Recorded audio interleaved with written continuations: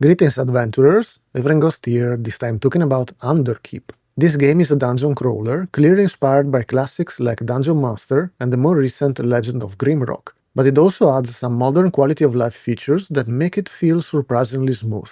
Developed and published by Rake, Underkeep has all the classic elements of the genre, but puts a modern spin to it that's very welcome for a game that's going to launch in 2026.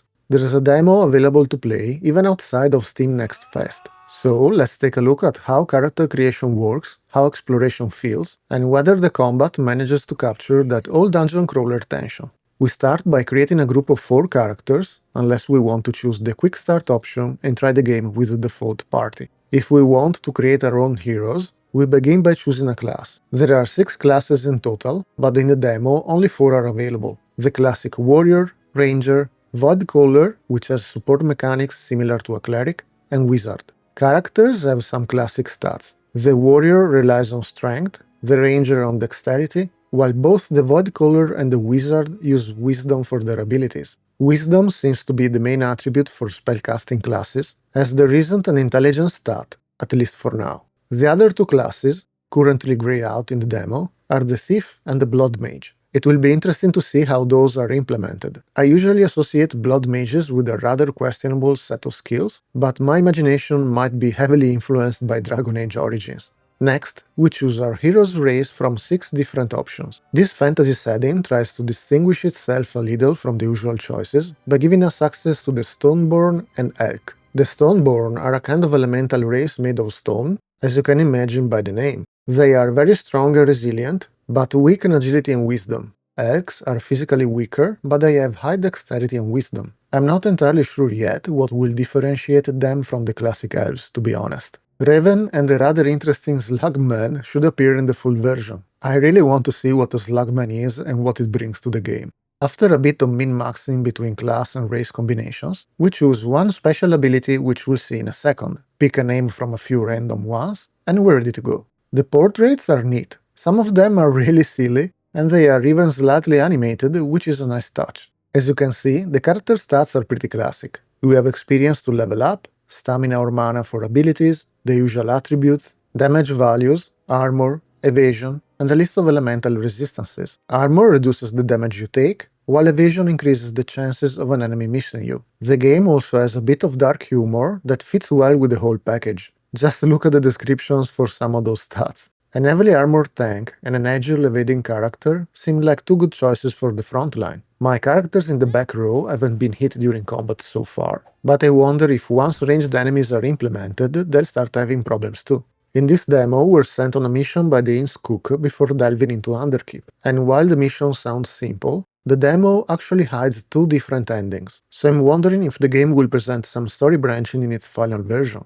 Anyway, the cook asks us to gather 5 mushrooms for dinner, and we immediately start wandering a bit around the countryside to collect them.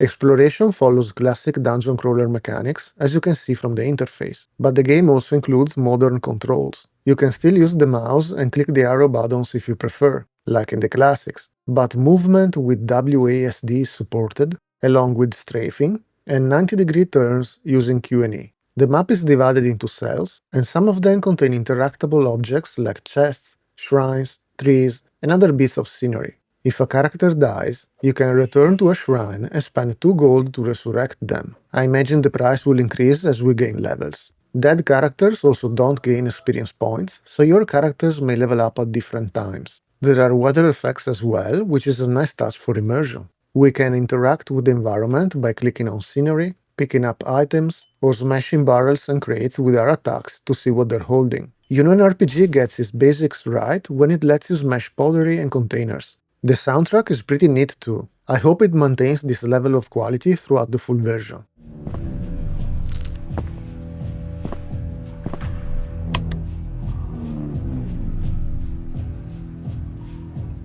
While exploring and gathering mushrooms, we'll also run into creatures that strongly disagree with our continued existence in this world. That's when combat begins. Combat is turn-based, unlike the classic games, so you have time to think about your next move, and I really like it. Each character can attack once per round and has a stamina or mana pool to fuel special abilities. Once those are depleted, you'll need potions or to rest to recover them. Special abilities range from attacking twice, having a chance to stun an enemy, casting a healing or offensive spell, and they all have a cooldown of a few turns. There are also a few conditions such as poison or disease, and I'm curious to see what the best way to deal with them will be. For now it's just embrace the suck until they pass. Resting simply requires finding a quiet place with no enemies nearby, and it consumes food. Food comes in many forms, from ham to bread to monster parts, and it acts as the main limitation to prevent spamming rests. There is also a single inventory shared by the whole party, which simplifies things quite a bit,